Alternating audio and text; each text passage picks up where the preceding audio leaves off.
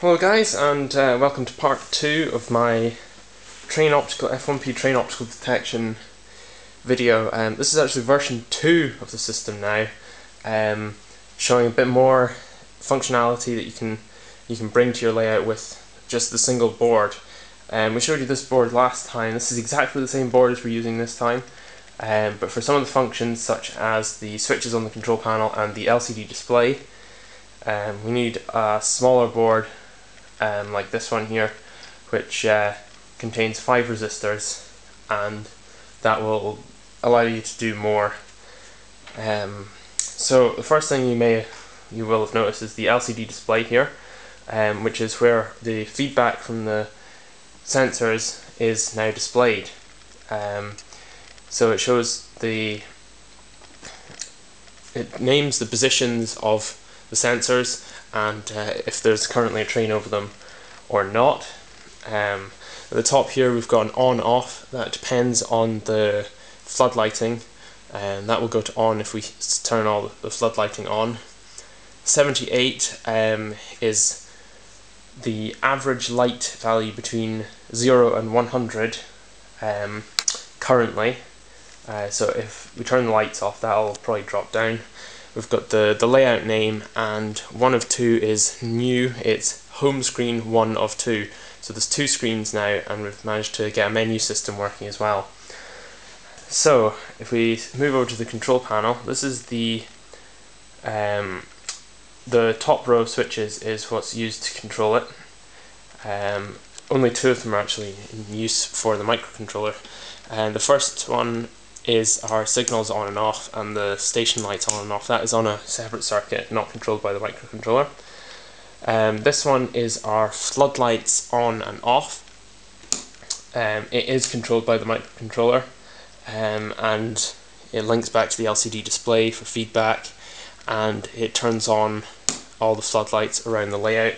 So that's on at the moment. It's a 2-position switch, on or off, and you can see that there's the tennis court floodlights are on, and a couple of floodlights up there. And the last position switch is the 2-position toggle. So it's a return to center switch, down and back up, and it actually changes the menu that the LCD display is showing. So here's the display, and I'm going to switch the flight. So we're going to go down to menu screen 2. So you can see that the screen's changed here. It's now a live value, and we see the average sensor value of 78, and our threshold value is 545.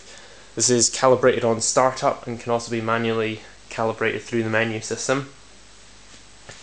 So this is the live reading from all the track sensors, and when a train passes over, this value drops. And if it drops below the threshold value, which is calibrated at the start, it will sense the train. So you can see that the sensor values with no trains on them are about 600 or 700, there's an 800, and with a train above it it's about 150. So that's clearly less than 545, which is the threshold, and it displays that there's a train above it. And in the top corner there we've got 2 of 2, which is screen 2 of 2. And then we'll go back up to screen 1 of 2, and it just returns to that. So you can see now we'll turn the floodlights on, and the changes to on the LCD display. Now this display is black and white, which isn't a major problem. It makes it very simple for linking the LCD display up to the microcontroller. This microcontroller is very, very small. It's both in physical size and in its sort of memory capabilities. It's a 32 kilobyte controller. That's actual memory that you can program, and it's got 2 kilobytes of RAM. So yeah, that reduces the resolution that we can use, and the more program you actually add, you have to drop down the resolution of the display.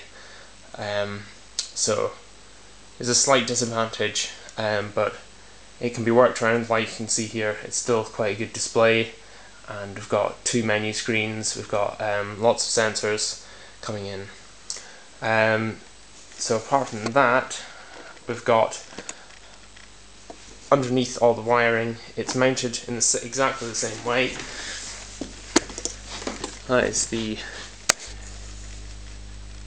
USB plug here for the microcontroller, and this is the breakout board, which is connected up a bit messily. It's got a couple of resistors on it, which takes the feedback from the switches and from the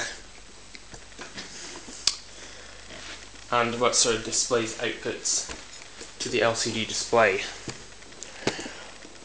So from when you start up the microcontroller, you get a welcome screen and it displays its version number, and then it will do its calibration. So it'll take two, in my case I've programmed it so that two of the track sensors, which are unlikely to be covered, and it averages that value to work out its threshold, and then that will be used for all the sensors.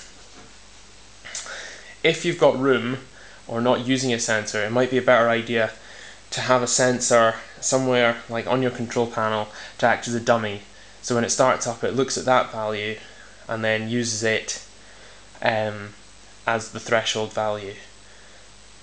That way you don't have the problem of, well, if there's a train above it, then it'll calibrate it differently, and you might get some incorrect readings. And if we wanted to calibrate the sensor again from our menu screen, if we go to home screen number 1 and then calibrate it by pushing the switch up again, that will recalibrate the sensor, and so this can all be done from our live menu on the LCD, so it's very simple. Thanks very much for watching, and please subscribe if you haven't already.